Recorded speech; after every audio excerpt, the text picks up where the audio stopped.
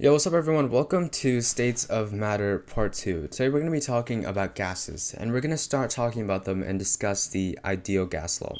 So if you looked at a gas on a molecular level, they would look something like this. So you can see that the gas particles themselves are pretty spaced out. And these arrows represent the fact that they're constantly moving. So gases are always moving, but you notice they're not all moving at the same speed. Some of these arrows are really big, some of these arrows are really long, and some of them are really short.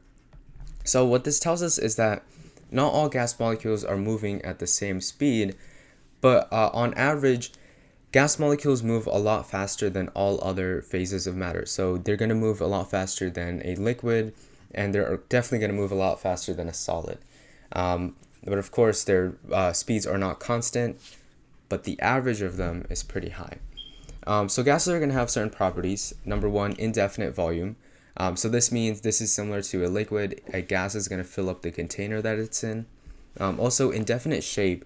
You can compress a gas a lot, and you can compress it to a shape that it wouldn't.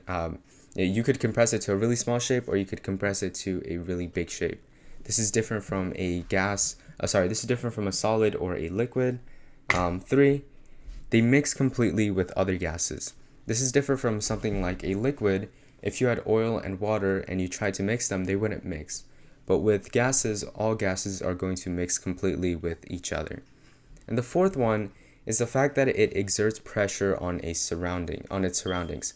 So something like blowing up a balloon, what you're doing is you're filling up that balloon, that plastic or rubber, with gas, and those gas particles are exerting pressure on the surroundings of the balloon. That's what's keeping the balloon inflated. And so that pressure is what we just call pressure. That's a property of a gas, and pressure can be measured. This is one of the apparatuses that we use, apparati or whatever, that we use to measure pressure. It's called a barometer. And at the bottom of a barometer, you have mercury. And what happens is that the atmosphere exerts a pressure on this mercury. And then the mercury is compressed down, and it has nowhere to go but up this tube, this glass tube. And then you can read the measurement on that glass tube to tell you the pressure. The unit of pressure is really vague because we have a lot of units that we can use. The first one, as we have here, is milligrams of mercury. So milligrams of mercury represent how much that mercury has gone up the glass tube. Now, milligrams of mercury is also called torr. You have atmospheres, which 1 atmosphere is the average atmospheric pressure. You have bar, you have pascals. And usually you only use torr and atmospheres, and this is the conversion factor between them. So you have 760 milligrams of mercury equals 760 torr, because again, milligrams of mercury and torr are the same thing, and that is going to equal 1 atmosphere. So 760 torr is the average atmospheric pressure that you feel at around like sea level. You also have the other 2 conversions, but those aren't used as much. So I would just know that bars and pascals are a form of measuring, are a unit of measuring pressure, but it's not really necessary to know them. All right, let's talk about gas laws. The reason we start with gases when we talk about our states of matter is because gases don't have a lot of intermolecular forces. And when they don't have a lot of intermolecular forces, this allows us to represent their properties using math. And those mathematical representations are what we call gas laws. We're going to have 3 of them, and they're all just going to correlate something with something else while keeping everything else constant. So what do I mean? First of all, in Boyles Law, we're going to correlate pressure and volume. Charles' Law, we're going to correlate temperature and volume. And Avogadro's Law, we're going to correlate the number of moles and volume. Let's look at Boyles' Law in a bit more depth. So Boyles' Law tells us that at constant number of moles and temperature, that's what that N and T means. We're gonna see that pressure times volume is always going to equal some constant. So what do I mean?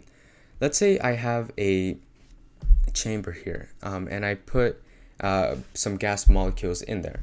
Let's say that the pressure is currently P and the volume is V. Let's say I double that volume. What am I going to have to do to the pressure in order to keep the number of moles and the temperature constant? Well, the number of moles, we don't really have to do anything, and the temperature stays constant. So this means that the molecules are hitting the sides of the wall half as much.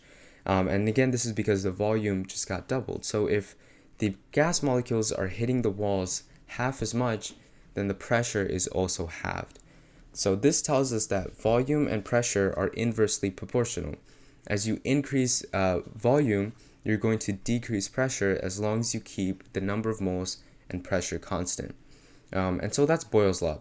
Volume is inversely proportional to pressure. Let's talk about Charles' Law. So Charles' Law tells us that at constant number of moles and pressure, volume over temperature is going to equal some constant B. All right, let's do the same thing. Let's say you have some container and the temperature is T and the volume is V. Now, if I double the volume, in order to keep the number of moles and the pressure the same, I'm going to also need to double temperature. This is because if I want to keep the pressure constant, then that means that although the volume has doubled, the gas particles need to hit the sides of the container at the same rate. The only way we do that is by making the gas particles move faster so they hit the walls more frequently. And the way you increase the speed of those gas particles is by doubling the temperature. So this tells us that Charles' Law tells us that volume is proportional to temperature. The last one is Avogadro's Law, and that tells us that at constant temperature and constant pressure, volume over the number of moles is going to equal some constant. So same thing, let's say you have some container of volume N, and the number of moles in that container, you have a container with the volume V, and it has a number of moles N. If I want to double the volume, I'm going to also need to double the number of moles in order to keep temperature and pressure constant. And again, this is because if I want to keep pressure constant, those gas particles need to hit the sides of the wall as much as they did before. And if we can't affect temperature, then we're going to need more and more molecules in order to get that threshold. So Avogadro's Law tells us that volume is proportional to the number of moles. So we have all of these three gas laws, and you can combine them all together to create an ideal gas law. And the ideal gas law is PV equals nRT. Pressure times volume is equal to the number of moles times R, which is some constant, and it has different units based on the units that you want, times T.